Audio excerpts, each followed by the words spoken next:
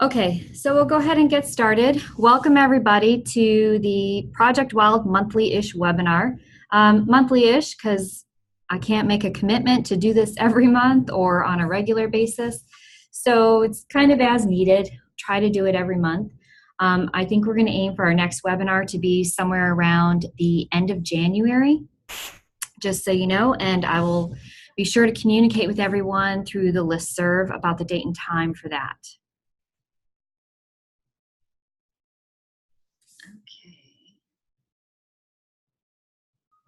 So welcome everyone. Thanks for joining us.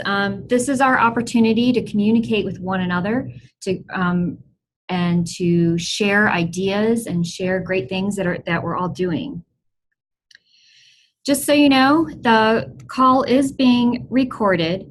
I'm using a new platform called Zoom, which I really do like, but I'll be honest with you, once it's done recording, I'm not going to know how to post it or share it with you for a couple of days. I'm going to have to look up how to do that.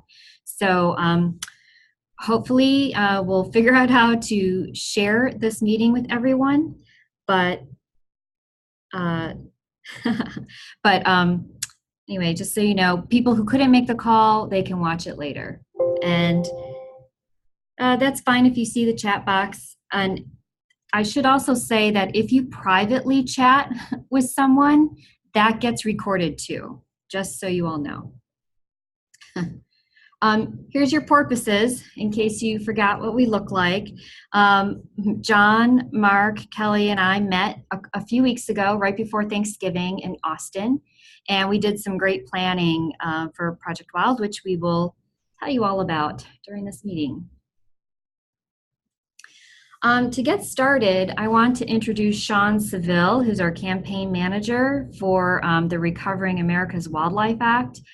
He's been working really hard on preparing tools and materials for this bill that we hope will be dropped any minute, second now. I love that picture. So with that, so be careful what photos you have on the internet because I will find them. It's like a MySpace photo. So with that, I'm going to introduce Sean. Thank you, Elena. I appreciate that. And nice to be here with you all today. And just for background and context, that picture was pretty cool. I had the great privilege of representing the National Audubon Society during the Deepwater Horizon oil spill recovery initiative at sort of the year after sort of celebration to talk about all the good recovery and restoration work that had been done down in the Gulf. That was at the Hard Rock Casino in Biloxi, Mississippi. And I was up there at the podium talking about all the good work that Audubon had done and introducing a couple live performance acts and all sorts of other good fun stuff. So that was an intense experience. That's where that is from. And apparently AMLAM picked that up for the and the press release from AFWA when I was hired last summer. Yep. So anyway. You can see the AMLAM. Yeah. So I was brought on last summer to manage the campaign, which is really sort of born out of the Blue Ribbon Panel process, if folks are familiar with that. The Blue Ribbon Panel was brought together by AFWA starting in 2014 to explore mechanisms to come up with sustainable funding for conservation of our fish and wildlife resources. So the Alliance for America's Fish and Wildlife now has become sort of the new brand of that effort, and that partnership represents AFWA and a lot of the NGO partners that we're working with to work towards passage of the legislation, which is the Recovering America's Wildlife Act that Elena said accurately. We hope to be introduced here any minute, hour, day here in the next couple days. So you want me to do that or? Okay, there we go, cool. So, the campaign is being branded as the Alliance for America's Fish and Wildlife, which is, a better name than the Blue Ribbon Panel for Sustaining America's Diverse Fish and Wildlife Resources. And it represents that strong partnership that was created under the Blue Ribbon Panel, and a lot of other partners, including Bass Pro and Cabela's and the Outdoor Industry Association and REI and Shell and Hess Energy and a lot of other great partners that are interested in fish and wildlife conservation. So we are greatly looking forward to engaging all those partners as we move forward in passing this legislation. Sorry, trying to advance these slides here. There we go. The legislation is focused on securing funding, sustainable funding for fish and wildlife conservation for the states. And the mechanism that would pay for that conservation is essentially development of energy and minerals on federal lands and waters. And so the states are very supportive of this. It would go to pay for State Wildlife Action Plan implementation and conserving the species of greatest conservation need that have been identified through those plans. So of course the states are very supportive, have been a part of this process from the get-go. And as we move along through the trajectory of this legislation, you can see the states have demonstrated support in the form of 24 state resolutions, along with the regional organizations of MAFWA, WAFWA, NIAFWA, and AFWA just updated our resolution here in Snowbird recently too. So other states have, weighed in with their letters of support from Utah, Vermont, Minnesota, New Hampshire, and we're looking forward, once the legislation is introduced, to seeing a lot more of those resolutions coming in. So that's been great to see. Here, cool. So we have been working with a lot of the folks out in the states that do, sort of the primary roles or communications, outreach, and education work.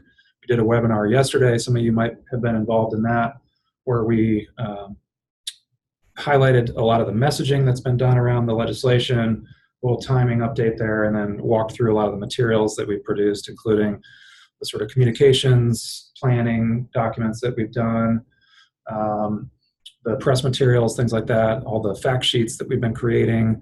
And so, we've got a really robust portfolio of documents and outreach and education materials that we're producing for the campaign, and we're happy to share that with everybody too if you haven't seen that for background. But this just sort of gives you an outline of the basic messaging for the campaign. Next couple slides, I think, are probably going to be some of the examples of the good outreach and comms materials that we've created. So this is a legislative fact sheet. It speaks to some of the finer points of what the legislation does, what that funding can be used for, including conservation education and wildlife-associated recreation, and talks about the need for funding and where the sources of funding would come from.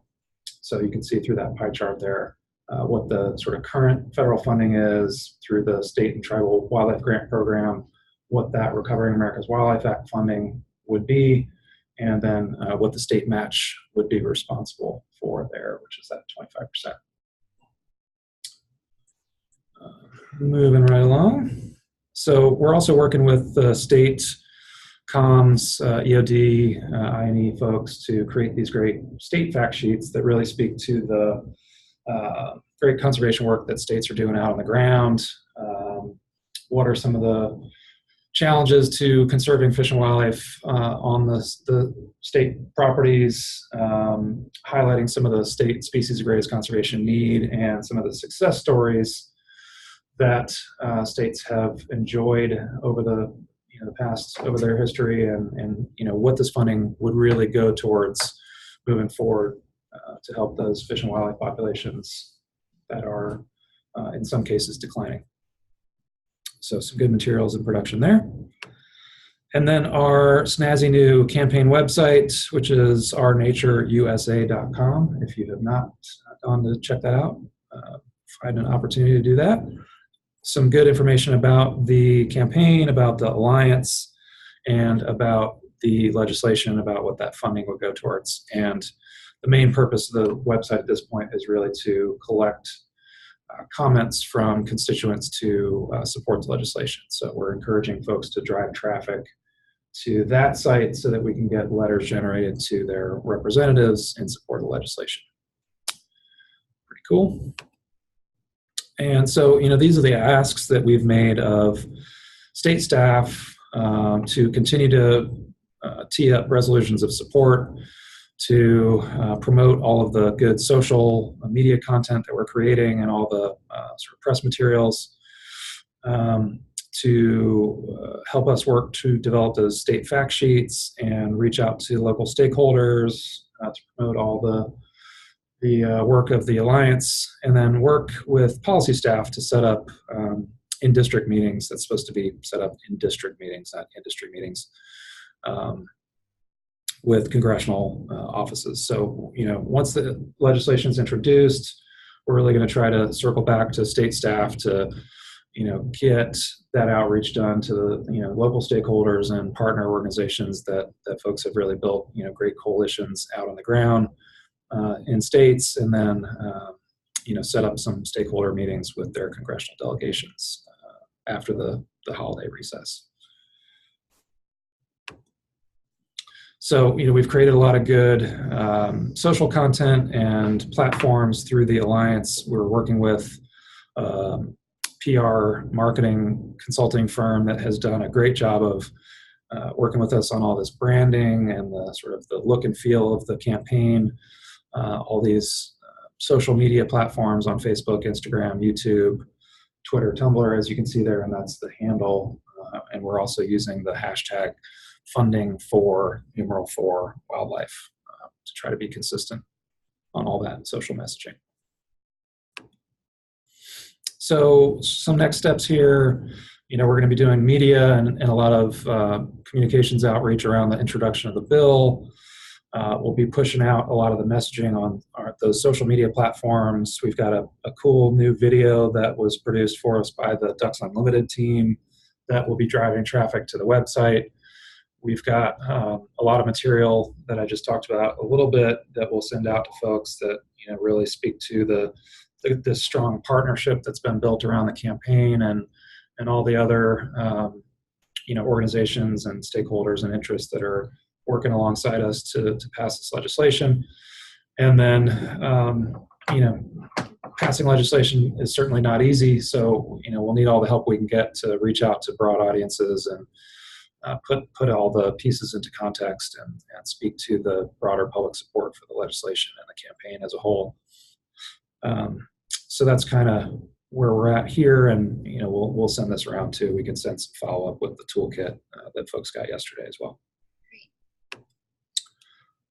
So some of these things we just spoke about, but I think specific to the Project Wild crowd and the folks that are primarily working on conservation education, the Recovering America's Wildlife Act funds that would be allocated through the Wildlife Conservation Restoration Program can be used for wildlife conservation education, which is great, as long as it applies to components of the State Wildlife Action Plan and working on programs that would be directly tied to species of greatest conservation need.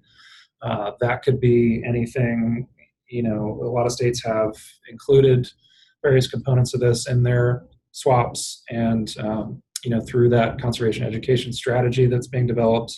I think the last iteration of that was 2012, and I know it's being updated now.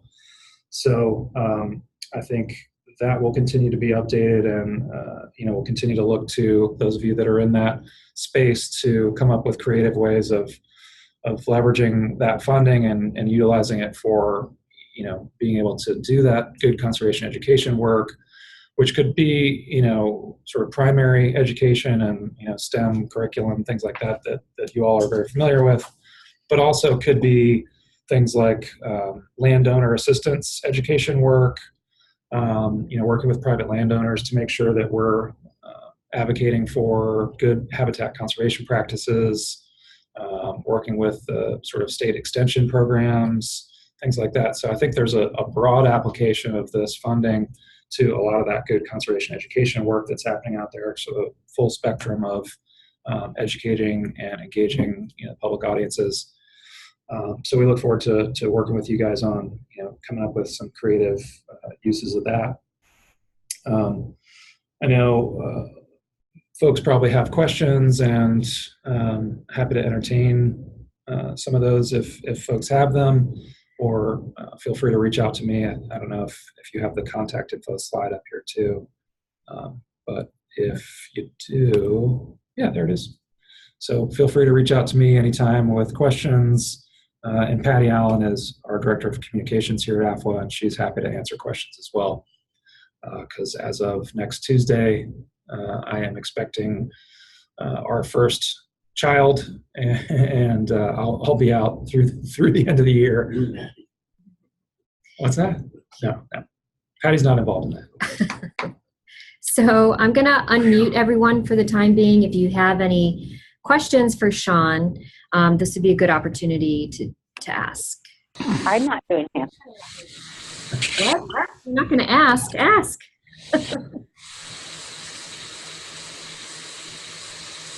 Anyone have any questions?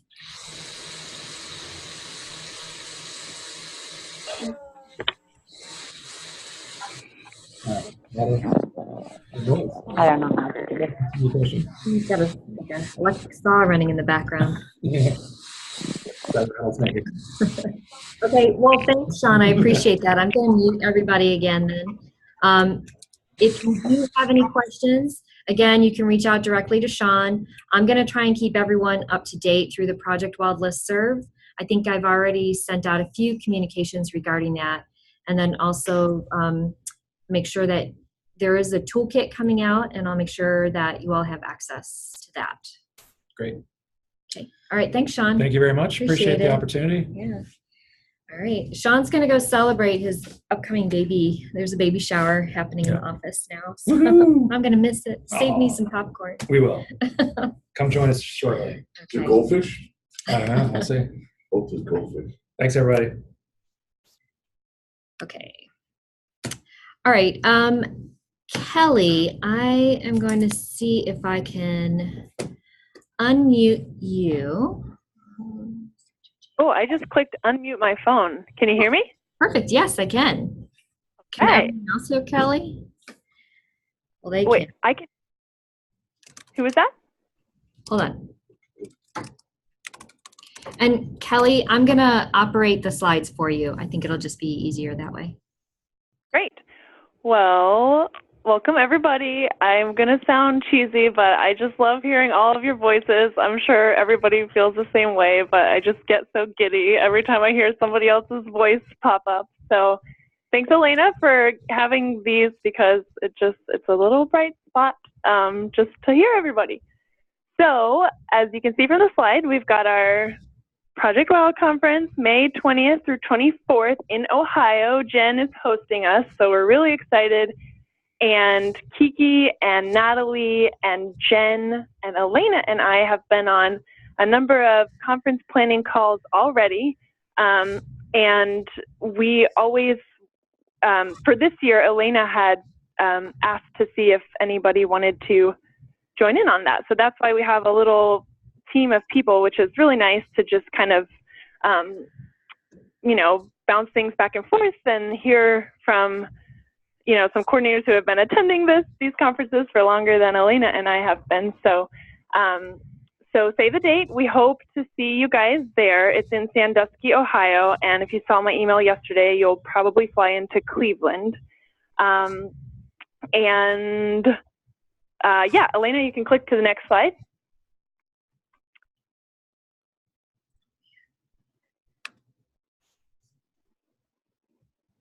Okay, so what we're going to do this year is we're trying to open it up to facilitators, and we realize that we probably won't have a ton of people come just because of the cost and the time commitment.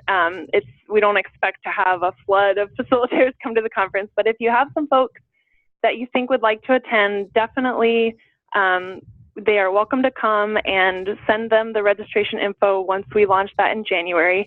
But we are going to have Monday kind of be a more traditional day for just the coordinators, where we have our business meeting and we give you guys some updates, and it's more content that's just pertinent for you as you're managing your programs in the state. And then on Tuesday, we'll have our usual field excursions. We're going to be on Lake Erie, so we're going to be going to some cool wetland areas on Lake Erie. And then Wednesday and Thursday, we'll have sessions. I also sent out the session proposal form yesterday, so we'd love for you guys to submit things if there's something that comes to mind. We talked about project-based learning and standards, connections with Project Wild. So, but don't feel limited by that. If there's something that you're working on that you think others would benefit from hearing from, feel free to submit. And then we'll have our banquet and our auction on Wednesday night, so it'll be a lot of fun. Okay, you can click to the next slide, Elena. This is the face you make when you realize you haven't signed up for the Project Wild Conference, so don't be caught. And we have heard from some of you that you'll be coming, so that's really exciting. And then I know some of you can't make it because of the dates, but we hope to have a good crowd out next year. Okay, you can click to the next slide. Okay, Michael Scott here. We're going to have a new coordinator orientation, not a orientation, on Sunday, the arrival day from 4 to 6 p.m. So obviously that'll depend on which new coordinators can make it, but if you are a new coordinator, go ahead and plan to get in by 4 p.m. on Sunday, and we'll just sit and talk with you guys and run over some things you've already been familiar with that we've been talking on the phone, but it'll be a good chance to get to know each other better and for you to ask any questions. And if you are a veteran coordinator or you've been around for a little while and you want to join us, we'd also love to have you there just to share some of your insights with the new folks. All right, next slide. So you got the RFP yesterday for proposals. That's a picture of Susie this year in Front Royal, Virginia, doing a Growing Up Wild activity that she submitted as a proposal last year. And I've heard actually from a lot of people that they have used that and they really enjoyed that kind of, we had different activities and little supplies in a bucket. We broke up into groups and went around outside exploring. So that was a lot of fun. Thanks, Susie. And Elena, you can click to the next slide. Oh, I will say, you can see here, January 31st is going to be the deadline to submit the proposals. And it's also going to be the deadline for stipend requests. And I know one question you probably have is, how much does the conference cost? How much is registration this year? And we haven't nailed that down just yet, but I will be nailing that down pat this month. So you guys will see that. And then as it's been in the past year, you will just submit a stipend request on your letterhead and just describe your circumstances and what you plan to use the funds for, and then email that to us, and we'll be accepting those on a rolling basis. And we had a great auction last year, and we raised over $2,000, so we definitely want to put that to use to bring folks to Ohio. Okay. And Kelly, the registration cost is going to be somewhere around where it was last year, correct? Yes, it's going to be around in that ballpark, between $400 and $500. So we're just trying to make sure that we account for everything pertaining to field trips and meals and the conference site. So, but yeah, it'll be around there. Thank you for pointing that out. Oh, anything else? No, that's it. I will mute myself. I'm going to unmute everybody, and I'm going to ask if anyone has any questions about the annual meeting.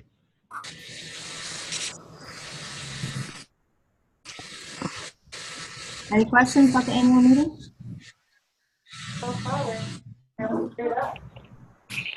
We're unmuted, yeah.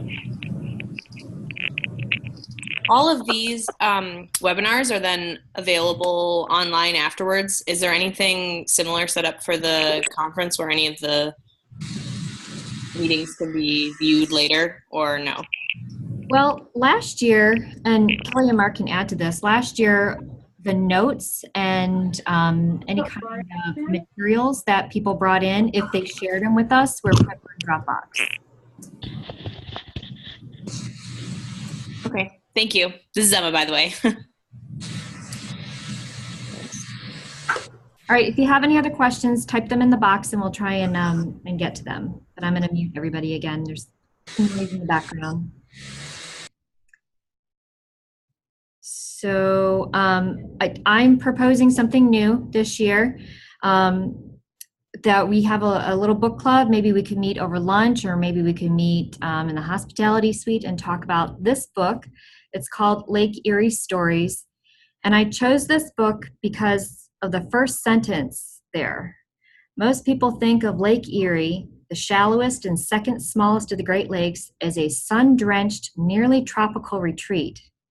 So I'm not sure who thinks of Lake Erie that way, but this sounds like a really good book. So people that are drunk on Put in Bay that think about it that way. Oh goodness. But anyway, I think they're true stories about how Lake Erie was settled. So anyway, should be good. If you're interested, just find me and we'll find a time to meet informally. Okay, so Mark, I'm gonna unmute you. Hello. Give you the opportunity to talk about the guide update. Yes, thank you. Well, it's an exciting time, as you can imagine. We're in the final lap here. We are very busy making final edits. We've sent the first half of the text off to the copy editor for the final small changes, and soon to send the rest of it. And then it's off to the printer once we get all the files assembled. It's been a pleasure working with many of you. Most recently, it's been the work of a small team with myself and Elena, Jen Paschke, our graphics person, Nancy Herron, who is working on editing, and our new copy editor, whose name is Catherine. Kelly's also been jumping back in and working on front and back matter, so thank you, Kelly. I wanted to, well, let you know that we're still on track to finish, and it's all good. But I also wanted to take a few minutes to give you a little bit of a highlight. Over the past 2 webinars, I've picked an area to talk a bit about, as I will continue to do. This time I'd like to tell you more about the field investigations. So Elena, if you could advance to the next slide. So we have in the new terrestrial guide 16 field investigations, and for Project Wild, a field investigation means an activity that takes students outside where they are collecting data to answer a question or solve a problem. And those are the very general terms of how we define field investigation for Project Wild. In most cases, the field investigations are very similar to what people are familiar with Project Wild, what I call the classic style. So in many cases, for example, those questions are implied, or the educator has a lot of leeway on how they introduce the question or how they guide students to developing a question. We do have, in the expanded edition, we have 4 new expanded field investigations. They are not new activities completely, but they were activities that lent themselves to that more expanded model where students take the lead in developing questions that they can answer, hopefully, by collecting data about their local environment. And as most of you probably know, these expanded field investigations follow a model that was developed by Pacific Education Institute and AFWA as part of the Conservation Education Toolkit. And I think you can see which ones they are on the slide here.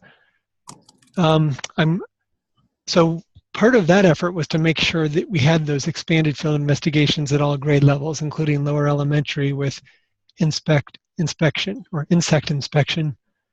previously known as grasshopper gravity. And I'll finish off by just talking about some of the ones I'm especially excited about. And of course, 2 of those are brand new activities, Keeping Cool and Lights Out. And if you were able to attend the Project Wild Conference, you may remember those. That is the 2017 Project Wild Conference.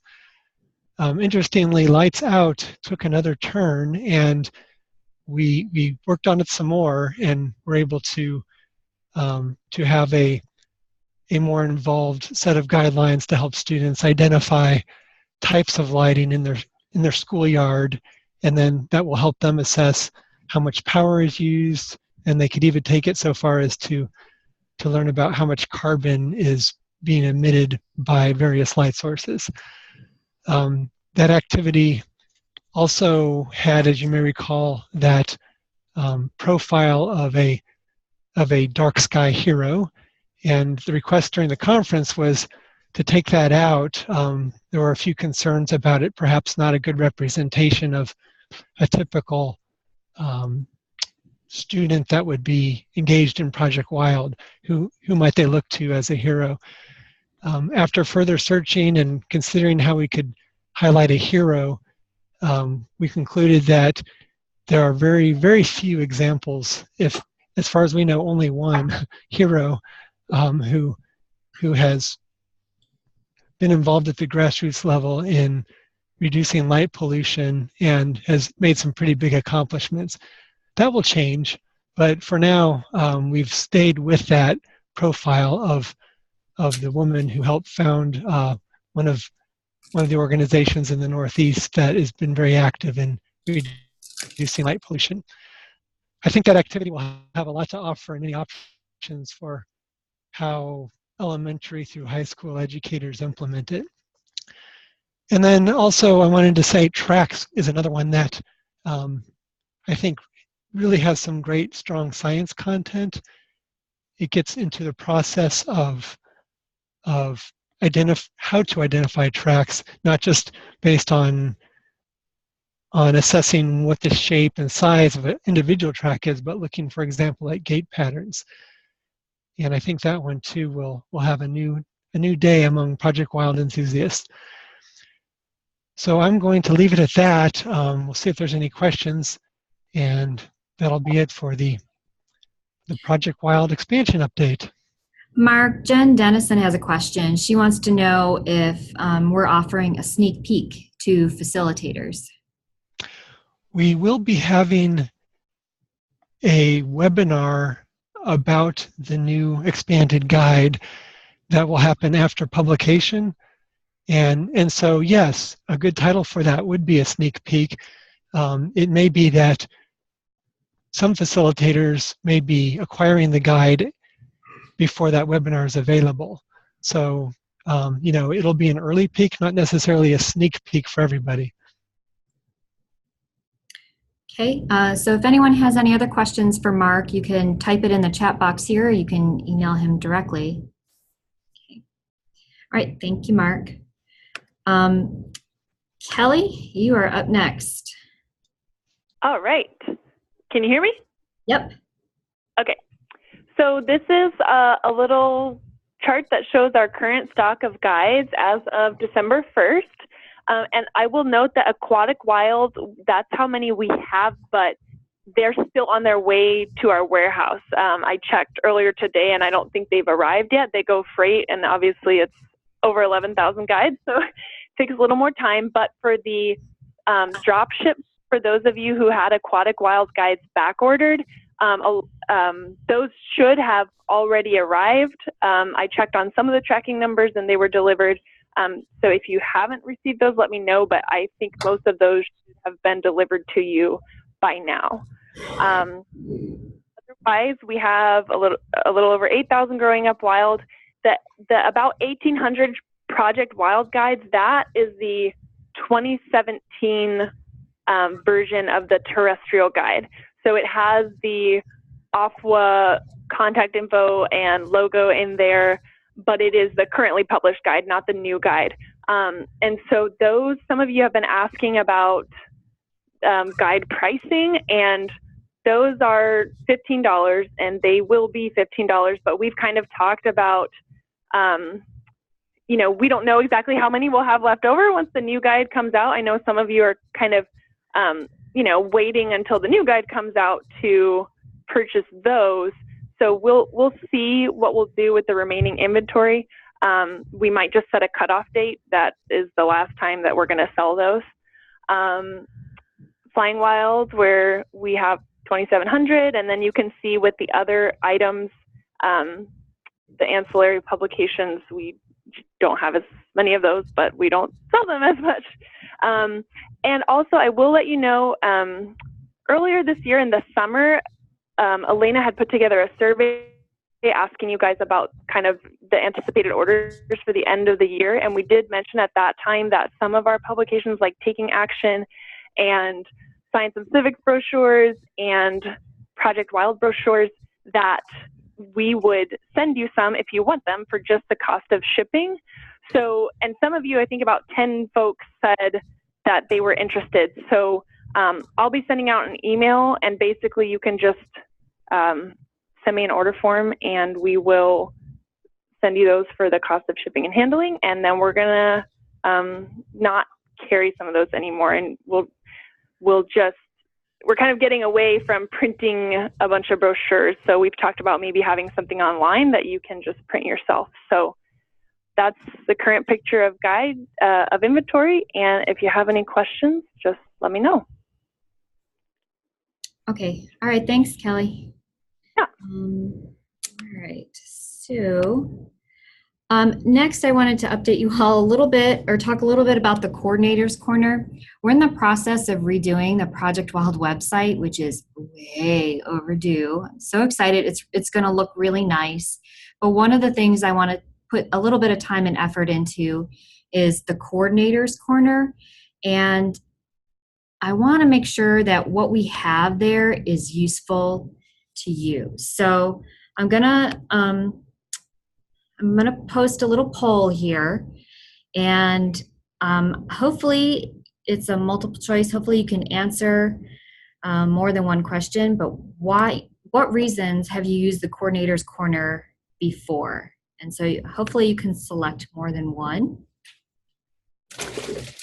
Okay, so I'm gonna give people just about 15 seconds to vote.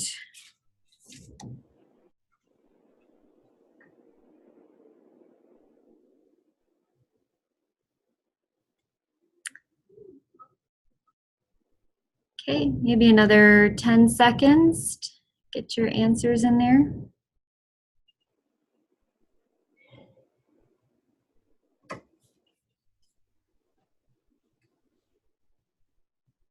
And don't forget to scroll down a little. There's a lot of options there. And we may not have captured all of the reasons that you use the Coordinators Corner, but hopefully we got a good portion of them. Okay, so I'm going to go ahead and I'm going to end the polling. And let me share the results here. And it looks like most of the people use the Coordinators Corner to access the order form, so that they have the most current version of the order form. And then the second most popular reason is to look at modifications of activities. So if there's a huge reason that you use the Coordinators Corner that is not up here, can you please put that in the chat box? Looks like a lot of people also use the Coordinators Corner to access logos, to view annual reports. I know that some states put their annual reports up there as well. The Coordinator's Handbook, to access workshop evaluations. So those are all really good reasons. And what I want to do is I'm gonna unmute folks and give you the opportunity to tell me maybe some other reasons that you may be using Coordinators Corner. Okay, so everyone is unmuted. And does anyone have anything to add?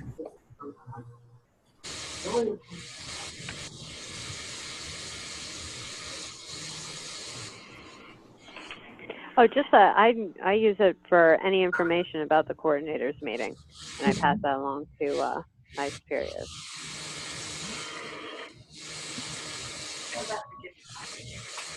This year, I doubt that we'll put a lot of information about the coordinators meeting up on the Coordinators Corner. it will probably be just a link to a CVent site where we have Michael.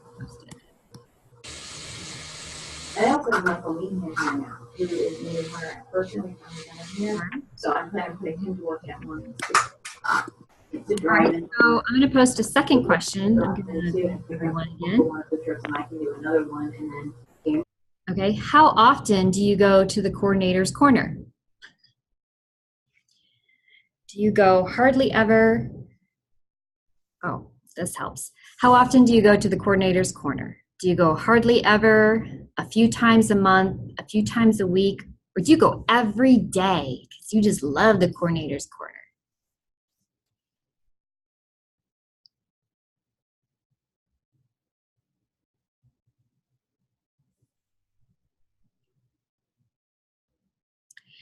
Okay, so I'm going to give people another maybe 20 seconds.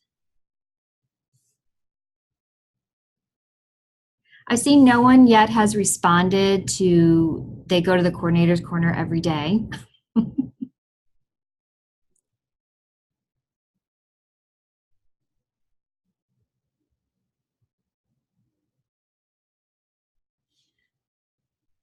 Okay, and it looks like most people that are going to respond have responded, so I'm going to end the polling.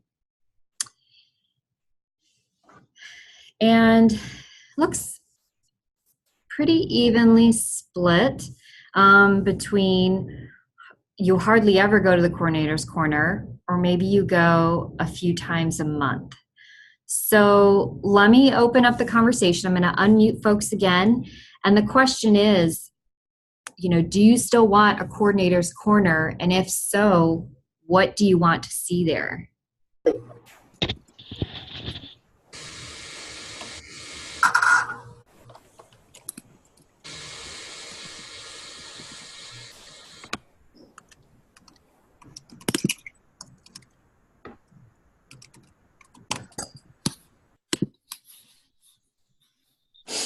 All right. So Carrie Wickstead from Maryland, she's responded that it's useful, but there's a lot going on in the coordinator's corner, so it can be tough to find your way around.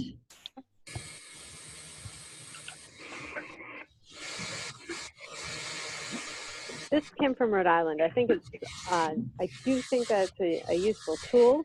I think maybe if we modify it a little bit more as to really have stuff that we could really download off of it that's useful to us, it might be good and more exciting. Mm-hmm.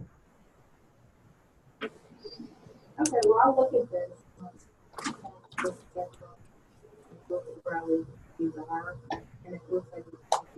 Okay, anyone else? Thoughts you want to share while you're unmuted?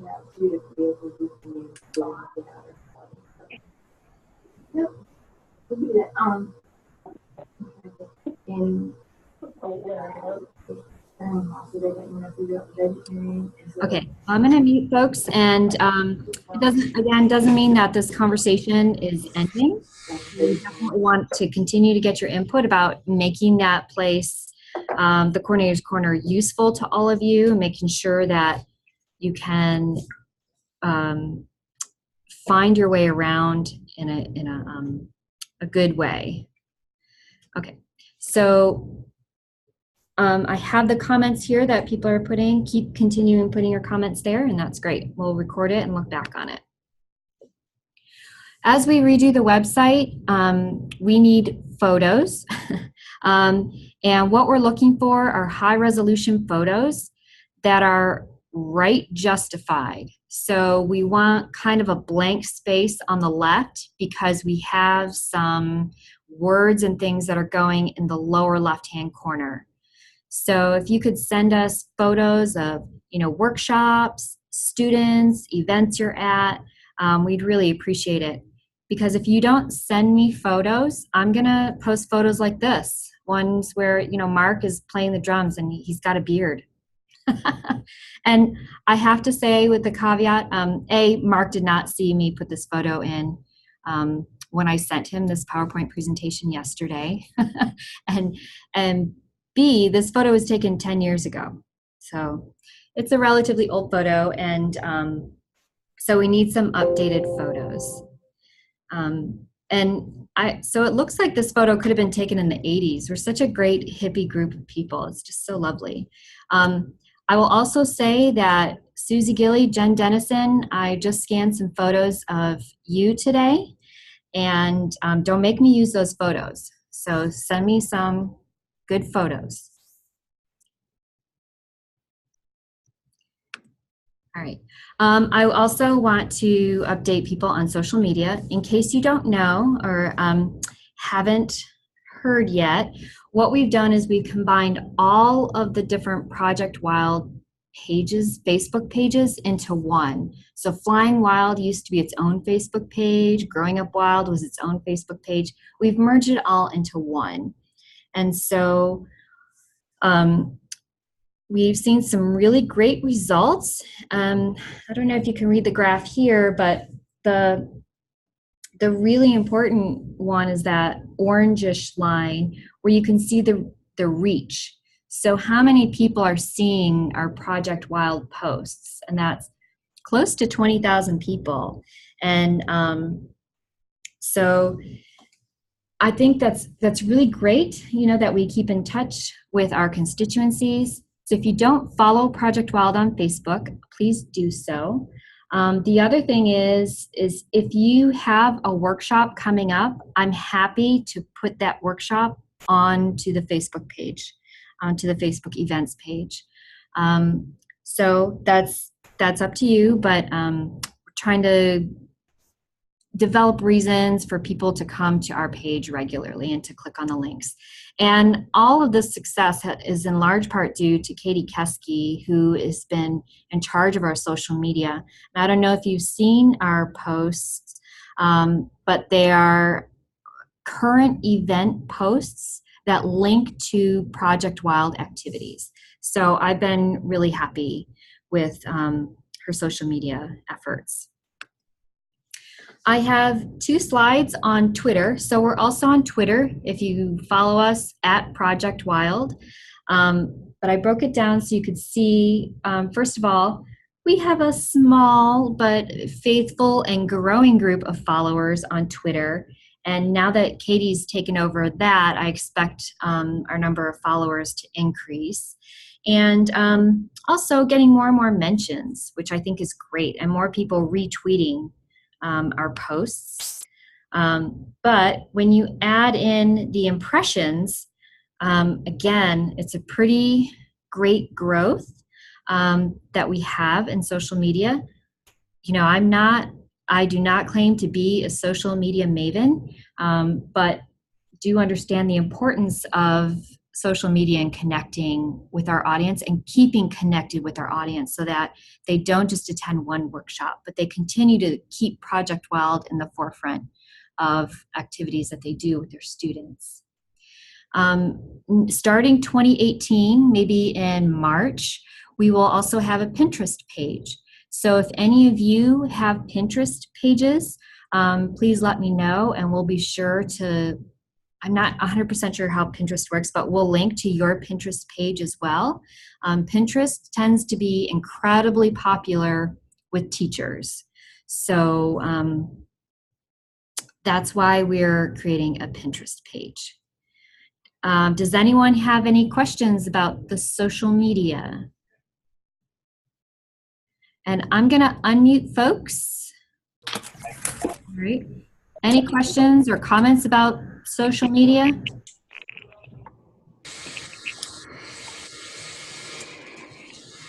This is Jen. I really like the Facebook posts. I often repost them on my agency's education page. So I really appreciate those. You guys have given me lots of good, especially Friday content. So thank you for that. Sure.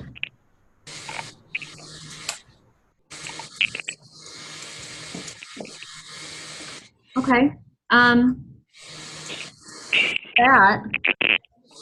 Any other comments or questions about anything else going on Project Wild?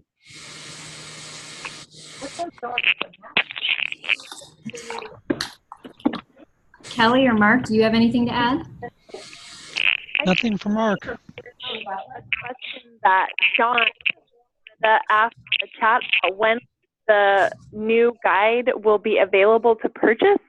And that's a good question, and I guess we need to talk a little bit just about the logistics of that. We've been so focused on getting the activities and the files ready to go to the printer. We will create an order form for fiscal year 2018. So it might just be that we add a line to that order form and say, 2018 Project Wild Guide, available to order, February, and you can place the order, and then realizing that it will, get them in hand later that month. But that's a good question.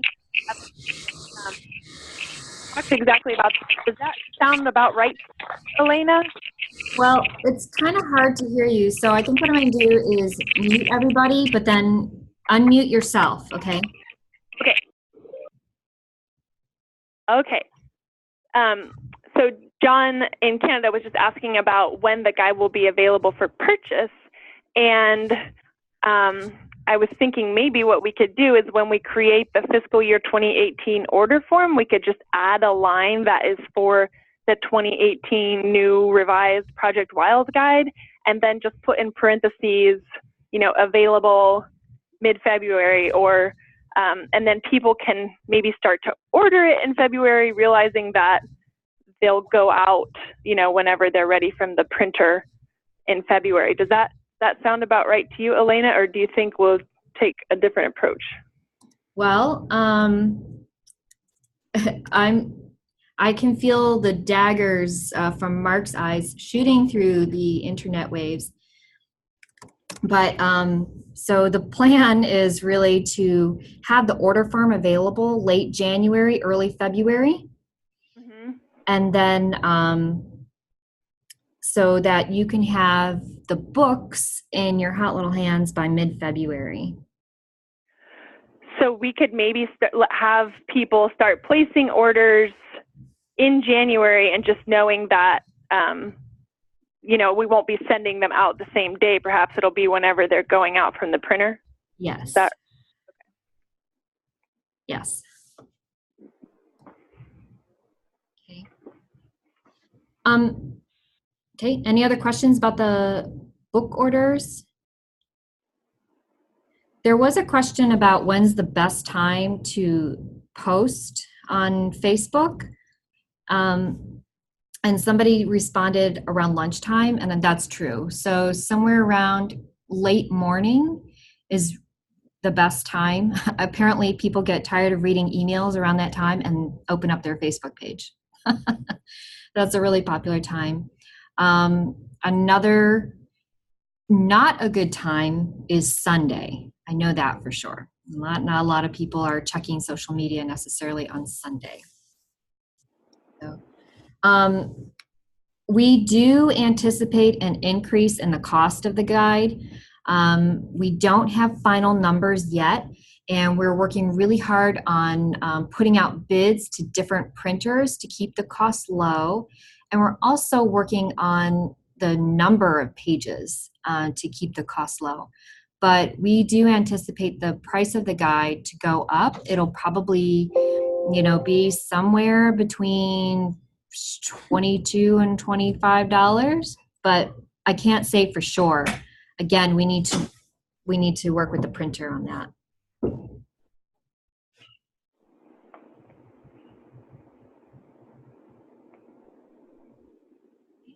Any other questions, comments?